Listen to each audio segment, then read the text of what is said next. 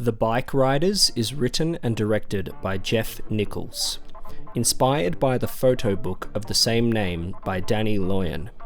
The plot depicts the lives of Vandals Motorcycle Club, a fictional version of the Outlaws Motorcycle Club. The film stars Jodie Comer, Austin Butler, Tom Hardy, Michael Shannon, Mike Faist, and Norman Reedus. In 1965, Kathy meets Benny, a hot-headed member of the Vandals Motorcycle Club, and marries him just 5 weeks later. Photography student Danny follows the Vandals whilst interviewing them for the book. Austin Butler captures the enduring image of stars like James Dean, Steve McQueen, and Marlon Brando. He is so cool in this movie.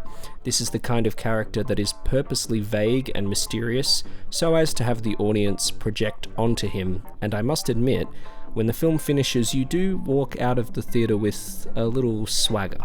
That is the great thing about movies, right? You could walk into a movie feeling flat and really in need of a pick-me-up. 2 hours later, you can feel completely different, uplifted. You can have a spring in your step, or be traumatized, depending on the movie. This movie makes you want to put on a leather jacket, slick your hair back, smoke a cigarette, drink a beer. The attitude of Butler's character is something many would love to emulate, I'm sure. Tom Hardy plays Johnny, who is the founder of the club, being inspired by Marlon Brando after watching The Wild One. As usual with Hardy, his choice of accent is a little too quirky at times, but he delivers a strong performance, as does Butler. Michael Shannon is a bright spot anywhere he shows up. If you're looking forward to another great Mike Faist performance after seeing Challengers, he unfortunately doesn't get much of anything to really do here as Danny. The standout here is Jodie Comer as Kathy. Comer continues to impress with only a small number of films under her belt. Check out the supremely underrated The Last Duel from 2021, directed by Ridley Scott, to see more from her. Her accent is nothing like her own, but it is pitch perfect here. She is the vessel for the audience. Her interview answers are used as a narration, and this gives the film a documentary feel. There are shocking events in this story, but they are not played up. They aren't dramatic. They are just shown to us. The camera doesn't tell us how to feel, nor do the characters really. It is a bit like Dazed and Confused or Once Upon a Time in Hollywood. It's a hangout movie. If you're not a fan of hangout movies, then you might find this film a bit directionless. And I must admit, it is definitely more investing in its first half. And it ends without much of a stamp. I enjoyed living in this world for around 2 hours though.